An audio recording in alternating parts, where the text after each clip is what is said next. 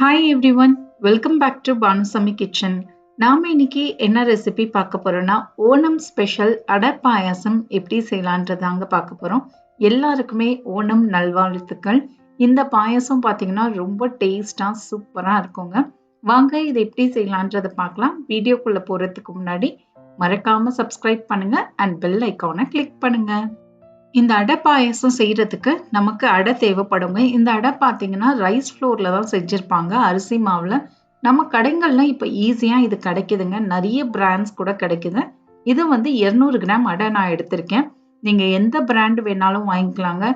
நாம இதை வீட்ல செய்யணும்னா கொஞ்சம் ப்ராசஸ் அதிகமா இருக்கும். இது நமக்கு கொஞ்சம் ஈஸியாவே முடிஞ்சிரும். 200 கிராம் அடையே சேர்த்துட்டு இதுல 1.5 லிட்டர் அளவுக்கு தண்ணி சேர்த்துக்கோங்க. இதை நம்ம நல்லா வேக வைக்க போறோங்க. ஒரு 10ல இருந்து 15 நிமிஷம் இது நல்லா கொதிச்சு வேகட்டும். இது நல்லா வெந்ததுக்கு அப்புறம் நம்ம பார்க்கலாம். அப்பப்போ நடுவுல கிளறி விடுங்க, இல்லைன்னா கீழே போய் ஒட்டிக்கும். எக்ஸாக்டா ஒரு 15 நிமிஷத்துக்கு அப்புறம் பாருங்க. ஒன்னு எடுத்து சாப்பிட்டு பார்த்தீங்கன்னா உங்களுக்கு சாஃப்டா இருக்கணுங்க. சப்போஸ் கொஞ்சம் லைட்டா ஹார்டா இருந்ததுன்னா இன்னும் ஒரு 2-3 நிமிஷம் நீங்க வச்சுக்கலாம். ஹை ஃப்ளேம்லயே கொதிக்க விடுங்க, சீக்கிரமாவே வெந்துடும்.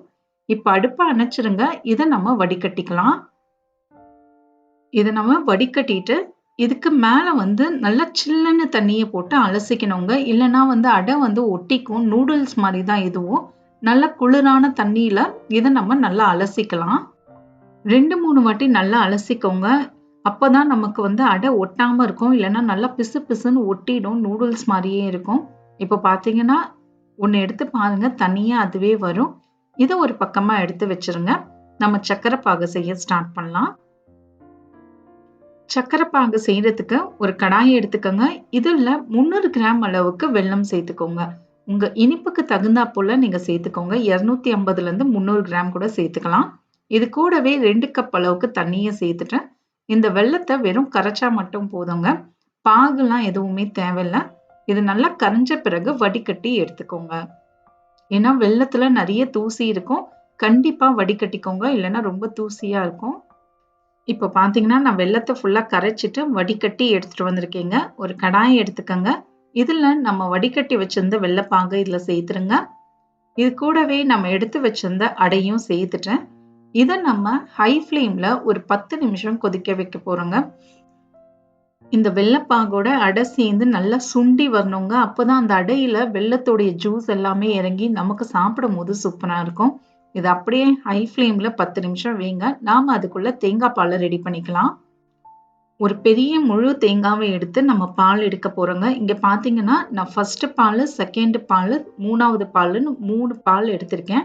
முதல் பால்ல 1/2 கப் அளவுக்கு தண்ணியை சேர்த்து வடிகட்டி பால் எடுத்துக்கோங்க. 2வது பால்ல 1 கப் அளவுக்கு தண்ணியை சேர்த்து பால் எடுத்துக்கோங்க. 3வது பால்ல 2 கப் அளவுக்கு தண்ணியை சேர்த்து இந்த மாதிரி தண்ணியா இருக்குங்க அந்த பால். இந்த மாதிரி 3 பாலா எடுத்து வச்சுக்கோங்க. இப்போ ஒரு பேன் எடுத்துக்கோங்க. இதுல 2 டேபிள் ஸ்பூன் அளவுக்கு நெய் சேர்த்துக்கோங்க.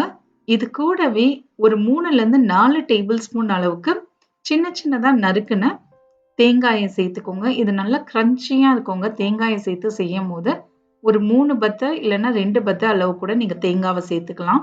பாயாசத்துல சாப்பிடும் போது நல்லா கிரன்ச்சியா இருக்கும். இது பொன்னிறமா வதக்குனதுக்கு அப்புறம் இதுல ஒரு 3 டேபிள் ஸ்பூன் அளவுக்கு முந்திரி பருப்பை சேர்த்துட்டு இதையும் பொன்னிறமா வறுத்துக்கோங்க. நான் இங்க முந்திரி பருப்பு ஜாஸ்தியா சேர்த்திருக்கேங்க. நீங்க முந்திரி பருப்பு மட்டும் இல்லாம இது கூட கிஸ்மிஸ்லாம் கூட சேர்த்துக்கலாம். இப்ப பாத்தீங்கன்னா எல்லாமே நல்லா பொன்னிறம் ஆயிடுச்சு. இந்த கோல்டன் கலர்ல வரணுங்க. அப்பதான் கிரன்ச்சியா இருக்கும். இதை ஒரு பக்கமா எடுத்து வச்சிருங்க. அதுக்குள்ள நம்ம அடை வெந்திருக்கும், அதை நம்ம பார்ப்போம். பாருங்க, இந்த அளவுக்கு சுண்டி வரணுங்க. அப்போதான் அந்த வெல்லத்தோடைய பாகு எல்லாமே அந்த அடையில இறங்கி நல்லா இருக்கும் நமக்கு சாப்பிட. இப்போ நாம ஃபர்ஸ்ட் இதுல 3வது பாலை சேர்த்துக்கோங்க. 3வது தேங்காய் பாலை சேர்த்துட்டு இதை ஹை ஃப்ளேம்ல 2 நிமிஷம் கொதிக்க விடுங்க. அப்போதான் நமக்கு இது திக்காகும். நமக்கு அந்த தேங்காய் பாலும் அடை கூட இறங்கும். ஒரு 2 நிமிஷம் ஹை ஃப்ளேம்ல இது நல்லா கொதிக்கட்டும். நம்ம சேனலுக்கு புதுசா இருக்கீங்க அப்படின்னா உங்களுடைய கமெண்ட்ஸ் அண்ட் ஃபீட்பேக் எங்களுக்கு ரொம்பவே ஹெல்ப்ஃபுல்லா இருக்குங்க. கண்டிப்பா கமெண்ட், லைக் அண்ட் ஷேர் பண்ணுங்க. இப்போ பாத்தீங்கன்னா ஒரு 2 நிமிஷமா நல்லா கொதிச்சிட்டு இருக்கு. நல்லா கொதிச்சதுக்கு அப்புறம் இதுல நம்ம எடுத்து வச்சிருந்த 2வது தேங்காய் பாலை சேர்த்துக்கோங்க. 2வது தேங்காய் பால சேர்த்துட்டு, இதையும் நம்ம வந்து ஒரு 2 நிமிஷம் ஹை ஃப்ளேம்ல கொதிக்க விடுங்க. 2லேருந்து 5 நிமிஷம் கொதிக்கிச்சா கூட போதுங்க. அப்போதான் நல்லா திக்காகும். ஒரு 5 நிமிஷத்துக்கு அப்புறம் பார்ப்போம்.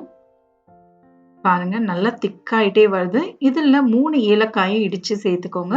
ஏலக்காய் தூள் இருந்தா நீங்க அது கூட சேர்த்துக்கலாங்க. கடைசியா இதுல ஃபர்ஸ்ட் தேங்காய் பால சேர்த்துட்டு அடுப்ப அணைச்சிடுங்க.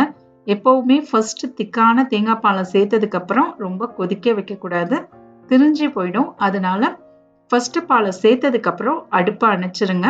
நல்லா இத ஒரு வாட்டி கலந்து விட்டுருங்க. நல்லா கலந்ததுக்கு அப்புறம் நம்ம எடுத்து வச்சிருந்த முந்திரி பருப்பு எல்லாத்தையும் இதுல சேர்த்துருங்க. இது ஆற ஆற நல்லா திக்காயிடுங்க. நீங்க வந்து ஒரு 1/2 மணி நேரத்துக்கு அப்புறம் இத சர்வ் பண்ணீங்கன்னா நல்லா திக்கா இருக்கும். அவ்வளோதாங்க சூப்பரான அடை பாயாசம். இந்த ஓணம் ஸ்பெஷலா நமக்கு ரெடி ஆயாச்சு. இந்த ஓணத்துக்கு இந்த பாயாசம் வீட்ல செஞ்சு கொடுங்க. எல்லாரும் விரும்பி சாப்பிடுவாங்க. ரொம்ப டேஸ்டா இருக்கும். ட்ரை பண்ணி பார்த்துட்டு எப்படி வந்ததுன்றத கமெண்ட்ஸ்ல சொல்லுங்க. மறக்காம சப்ஸ்கிரைப் பண்ணுங்க அண்ட் பெல் ஐகானை கிளிக் பண்ணுங்க. இன்னொரு வீடியோல உங்க எல்லாரையும் நான் பார்க்குறேன். தேங்க் யூ ஃபார் வாட்சிங்.